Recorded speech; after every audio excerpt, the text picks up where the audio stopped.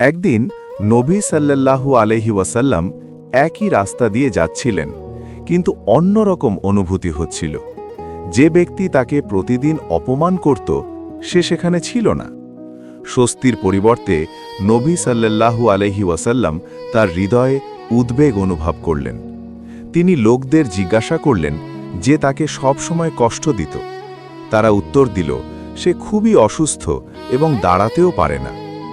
দ্বিতীয়বার চিন্তা না করে নবী সাল্লাল্লাহু আলাইহি ওয়াসাল্লাম তার বাড়ির দিকে এগিয়ে গেলেন। অন্ধকার ঘরের ভেতরে অসুস্থ ব্যক্তিটি দুর্বল এবং নীরব অবস্থায় পড়েছিল। হঠাৎ দরজা খুলে গেল এবং মৃদু আলো ঘরটি ভরে গেল। লোকটি তার চোখ খুলল এবং হতবাক হয়ে গেল। এই সেই ব্যক্তি যাকে সে প্রতিদিন অপমান করত। নবী সাল্লাল্লাহু আলাইহি ওয়াসাল্লাম তার পাশে দয়ার সাথে বসলেন। তিনি মৃদুস্বরে বললেন, আমি তোমার স্বাস্থ্যের খোঁজ নিতে এসেছি। তার কণ্ঠে কোনো রাগ ছিল না, কেবল করুণা ছিল। বৃদ্ধের হৃদয় কাঁপতে শুরু করল।